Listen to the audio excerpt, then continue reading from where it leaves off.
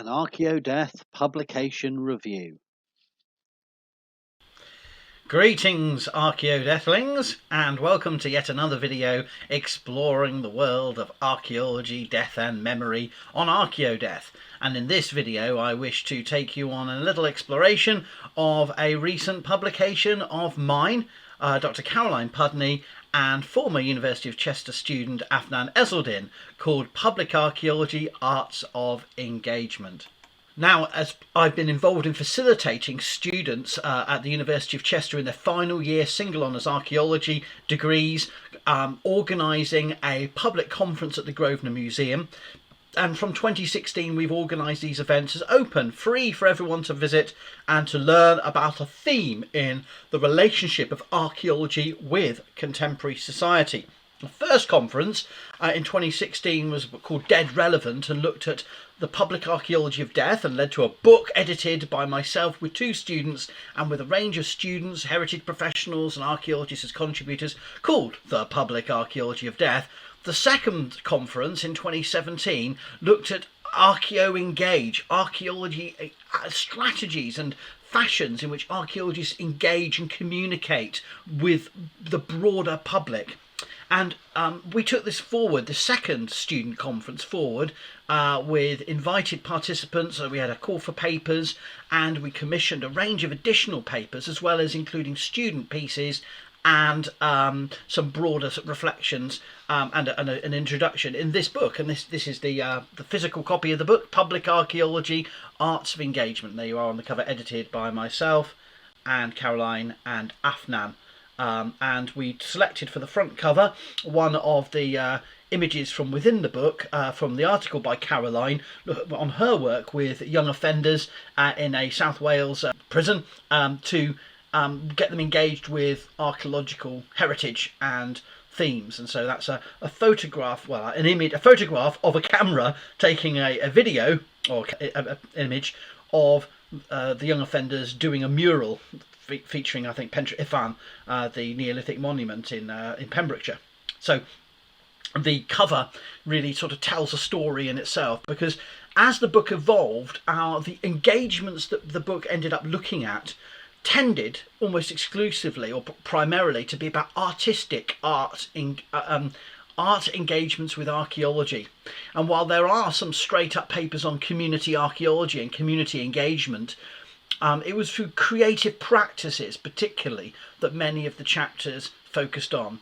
Creative practices that are the way in which we engage, the creative writing or new modes of writing, new modes of creating videos, but also artistic works and sculptural or artistic engagements.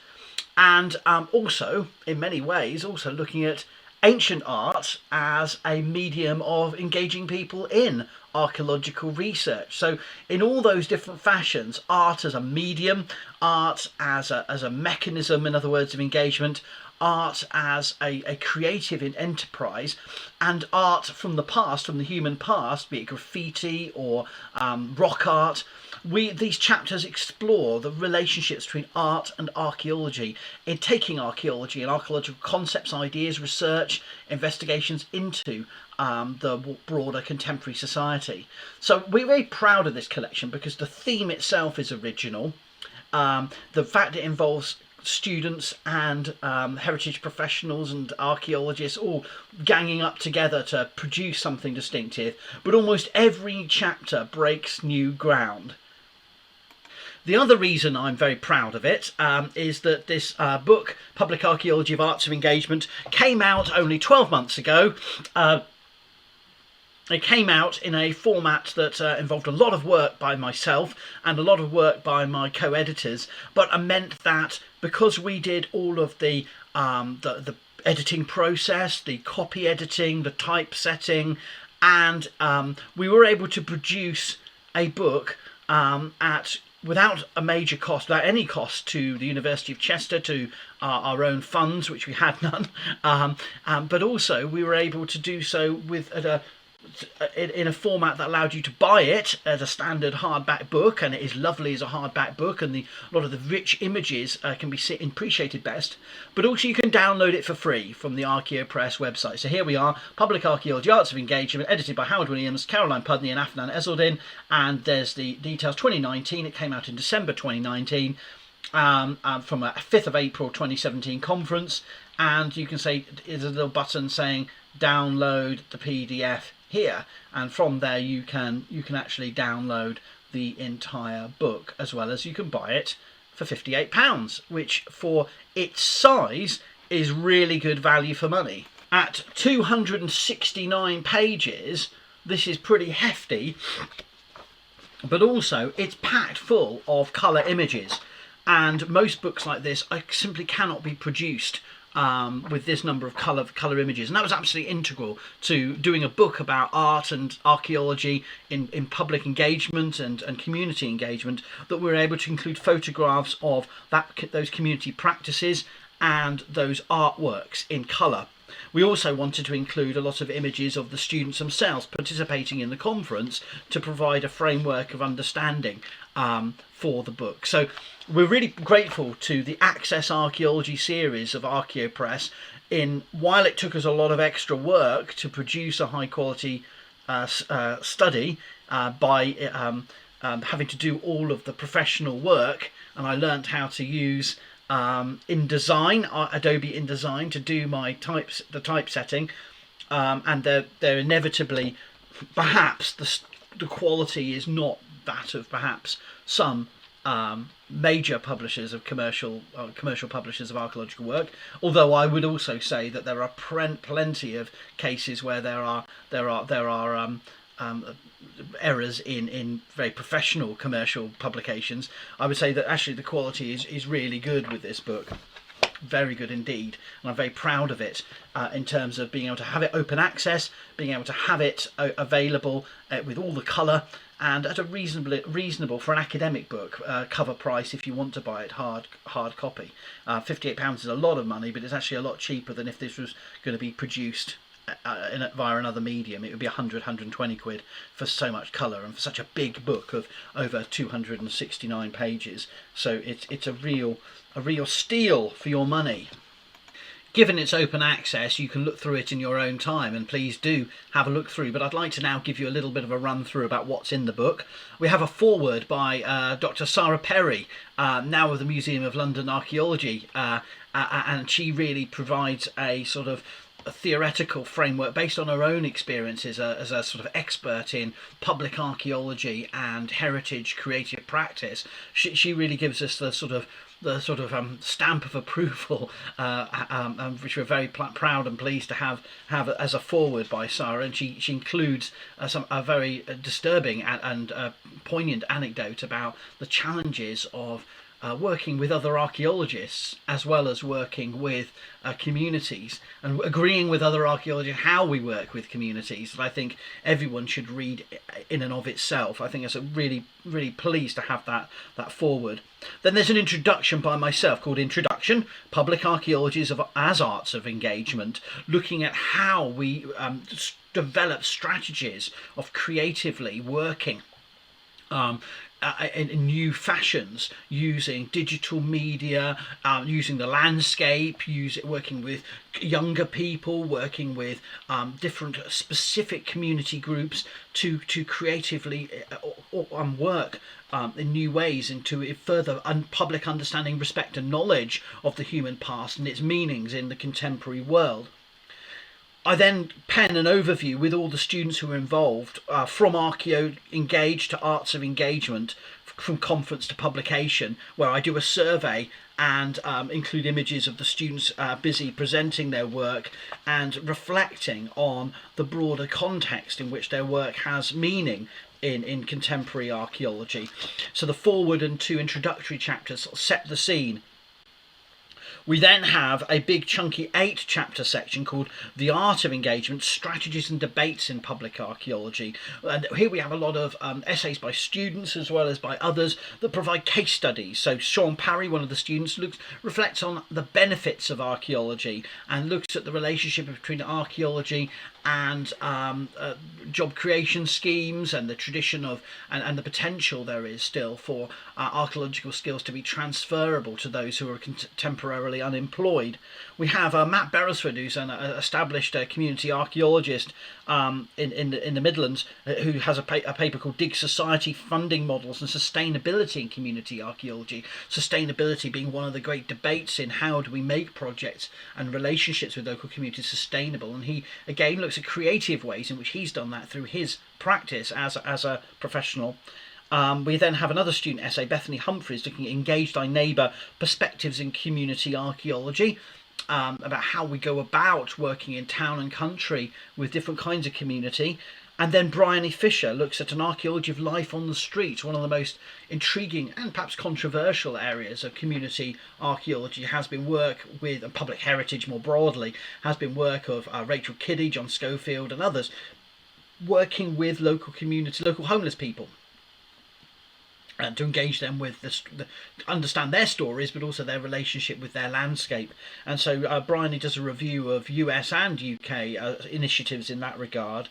Then there's a paper by Rachel Alexander that I helped develop and write, which is a bit of a critique of Operation Nightingale, one of the most sort of lauded of projects, working with specific groups, with the veteran groups, and particularly with those with mental and physical scars of war and from a military service, and so we look particularly at their work with on early Anglo-Saxon burial practice, and discuss some of the many strengths, but also perhaps some of the challenges with that kind of work, and the narratives that are developed about early medieval warriors in relation to those that have experienced modern conflict scenarios. This is followed by a paper called Public Archaeology at Bryn Celli Ddu, Sharing Prehistory, which is by Sana Hijazi, Courtney Mainprize, Miranda Wareham, Sian Bramble, Ben Edwards and Seren Griffith. And this is a sort of reflection on working with visitors at the Neolithic passage grave, chambered passage grave at on the island of Anglesey on Ynys Môn, and looking at their experiences and relationships with our ongoing archaeological field work. We then have a really interesting paper by Emma Stringfellow, which develops from a master's essay she wrote for the MA Archaeology and Heritage Practice MA degree at the University of Chester, looking at evaluating community archaeology. She brings her sort of perspectives of how we evaluate the effectiveness of community archaeological projects through various stages of their development. And finally, in this section, we have Caroline, the co-editor, with a paper on instrumentalised public archaeology, Cease and Desist, where she actually suggests that perhaps some of our endeavours to make public archaeology meaningful, socially meaningful, are perhaps flawed or temporary or partial, and she critiques and suggests ways we move beyond some of the claims we make, and how some of the aspirations we have need to be more realistic. But read the paper because it's much more nuanced than that. And the summaries obviously aren't intended to pass judgment. They're just giving you a flavour of what those papers are about. And I would say that those 8 chapters make one book. There's one book here that's about community engagement, creative and different ways we engage communities with heritage, with field practice and other kinds of heritage in dialogues. And so that's almost one book's worth. And most public archaeology books have about 9-10 chapters at most. And this first section has a self-contained integrity, but we have 2 further meaty sections that complement that. The second major part of the book is called Arts in Public Archaeology, Digital and Visual Media, and this is very much about different ways we communicate archaeology, starting with myself and the ArchaeoDeath blog, of which of course this is part, and now I one of the things I suggest I reflect on in this critique of myself and my own attempts to use blogging as a mode of engagement in mortuary archaeology specifically, is I say, well, maybe I should go into video and do some videos, and well, here I am trying. But in this paper from published a year ago, December 2019, I sort of evaluate myself and my own work and say, well, here are the things I've done right, here are the things that could be done differently, and here are the things I don't think I'm going to do, but others could do them, so I can't do it all, but I try to suggest some ways we can move forward there. Okay, so that's the opening of that as a digital media of engagement, of blogging. And my blog is, I think, this year, obviously a year ago, I didn't know how this year was going to go, and this year my blog has been just as successful, in fact in many ways more successful. Lots of viewers, lots of views, and lots of engagement. And then following on from that, we have 5 other chapters. John G. Swagger looks at comics, creativity and community, graphic and narrative in public heritage and beyond, and that's obviously something that stands as a sort of the grounding for our ongoing collaboration. I'm working with John, and I talk about that in the subsequent book, Public Archaeologies of Frontiers and Borderlands. We've written a piece together looking at how we can use comics to communicate about linear earthworks. Well, John's look at the old Oswestry Hill Fort and Oswestry Heritage comics in this piece really sets the grounding for that. Then we have a piece by Tristan Boyle, who does a podcast. He's one of the podcasting archaeologists, and he has a paper called Vox Archeo Podcasting the Past, which is one of the few academic statements about the merits and character of archaeological podcasting. Before we have, and complementing that, we have 2 chapters evaluating YouTubing, video blogging or vlogging. So we have The Art of Balancing Intrigue and Integrity, The Risks and Rewards of Public Archaeology by Mark Bartman Astles, otherwise known as Mr. Archaeosoup, or I like to call him Dr. Archaeosoup because I'm sure he'll be a doctor one day.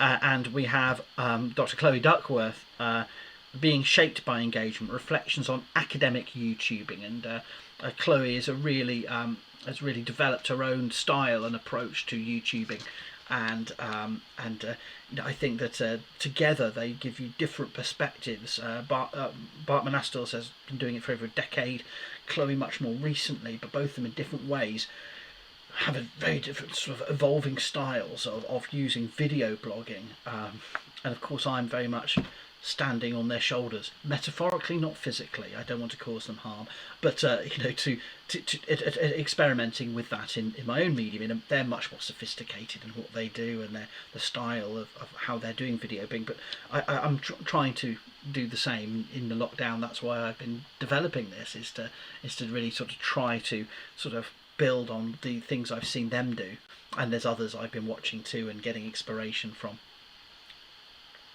And at the end of that section, we have Afnan Elzuldin, a co-editor, a student co-editor, on archaeogaming as public archaeology, and she presents her reflections from her conference presentation from 2017 on archaeogaming. It's a big burgeoning area with lots of discussions of the ethics and the practice and the parameters of video games and archaeology interactions. Well, she presents her perspectives on that.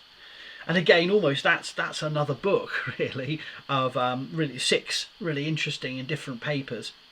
And then we have finally a final section, art as public archaeology, and here the focus is really on art as a medium of sort of engagement, but also art as the subject of archaeological investigations by which the communities are getting involved. So we have Erin Clark, who did a student essay presentation in the conference on playful encounters engaging children in public archaeology, and he looks at Playmobil as a way of thinking about how museums work, how we create stories, and how we engage with the human past. Then we have Ellen McInnes looking at reaching communities through the stories on the walls, graffiti surveys and participation and public engagement. She's looking at the Northwest Graffiti Survey initiative, sort of building on the broader sort of swathe over the last decade of graffiti projects, which is a really important and I think invaluable way that hits various value needs for archaeological recording, but also is a relatively easy way of community engagement with it, which is non-intrusive. And then we have another first. We have Visualising Heritage Complexity, Comic Books, Prehistoric Rock Art, and the Cochno Stone by Kenny Brophy and Hannah Sackett. And this again takes us back to John Gordon Swadler's paper on comics. That it takes on the theme of comics, but looks particularly at how rock art, ancient art, and modern creative practice can involve student groups, can involve communities, can involve schools, and can help regenerate new engagements with ancient monuments. And the final chapter is called Dig, Arts Access Project, Finding Inspiration in the Park. And this is by Melanie Giles and Karina Croucher, two well-known academic archaeologists, both funerary archaeologists like myself, but also very much dedicated to doing a public education, public community archaeology project. And so they look at their project in Manchester, in Greater Manchester, looking at engaging communities in their local park, at Whitworth Park. And then we have an afterword by another one of the authors elsewhere in the book, but bringing together her reflections as a very sort of experienced prehistorian and archaeological scientist, but also someone who's put a lot of time and efforts into public engagement, Dr. Sharon Griffith, now of Manchester Metropolitan University. And her afterwards really sort of draws together some of the key reflections on what we might do in the future and what we're doing at the moment in public archaeology, and particularly the art archaeology interactions. So obviously by the time you've listened to this video you could have gone and read it all by now, but well, no, you could actually look through it yourself, but I hope this video has been of some use. There's one other thing I can actually say in addition to reviewing the book and showing you the physical copy, and it still smells fresh after 12 months. Isn't that good? I love the smell of book. But this beautiful black and styled cover which Archaeopress put together. I'm really proud of what they've been able to achieve for us in producing a physical copy and a downloadable open access volume, all for free. And you can buy this, you pay money for this if you want the physical copy, which I would recommend. It is a nice beast, and it's one of very few books on public archaeology in the UK out there and still available actually, and one that isn't already very dated or very flawed in some ways. So I would say that I'm very proud of it in all those regards. I would also say that within 12 months, like all books, they get reviews, and I was very pleased that the latest British Archaeology, which has just come out, there it is, edited by Mike Pitts, CBA's publication, actually does a review of it. Review by Dr. Gabriel Mashenska, Public Archaeology Arts of Engagement, where he has, as one of the country's sort of big sort of voices in public archaeology, Gabe gives us a review in which he has positive things to say. The overarching theme of art and creative practices exemplified by two fantastic chapters on the use of comics and communication. He likes the review of podcast blogs, YouTubes. He loves the fact it's open access. Well, don't we all? When it's available, it's possible. And he notes this is, the excellent papers by students, which is lovely. Of course, he also then says that there remains an odd and slightly mismatched collection of papers of very different length, type and quality, which I think to some extent is fair, given that it's generated, as he admits, and as I've said, from a student conference where the students are writing up their essays. So the quality is obviously going to vary, the character is going to vary, that's fair enough. Why that makes them odd and slightly mismatched, I don't know. This isn't intended to be a textbook with absolutely equal length chapters. It's intended to be a piece of creation in itself that's done very cheaply, very rapidly, and very vividly in terms of the colour illustration. So I don't really agree with his review comments in that regard. But I think that in almost every paper, what I think he's trying to say, and didn't, is that almost in every paper this breaks massive new ground that other edited collections on public archaeology have repeatedly failed to achieve. And in that regard, it's a major new study, and call it mismatched if you like. I call it packed full of innovative new ideas and new directions, and some things that really sort of, I think, maybe will upset or jar with some of the established orthodoxy of the clique of public archaeologists in the UK who like to feel they have the say over how things are going. Well, so that's my view on the matter. So I'm very pleased. 12 months on. If you haven't checked it out already, check it out. So I've got a few extra books still to review. I've been doing this YouTube channel only sort of 9 months now, and I still haven't even reviewed all of my back catalogue of materials, and I've got a couple more books to come. So keep looking onto the playlist of publication reviews for some of my more recent ones, but I hope this has provided a useful summary of a book, which I think is going to be useful for students, useful for scholars. Yes, it has a UK focus. Yes, it has chapters of different length and character, but I think it pulls together a lot of new interesting ideas, and I think it's going to be useful for years to come. Certainly I'm going to be using it and citing it, and I'm still thinking about as many of the debates and ideas that it contains. So I'm really grateful to all the students who contributed, the heritage practitioners and the academics who chipped in, my co-editors Caroline and Afnan, and Archaeopress really helped me pull all this together. So thank you all, and check it out. If you've enjoyed this Archaeodeath video, why not check out the Archaeodeath blog at howardwilliamsblog.wordpress.com.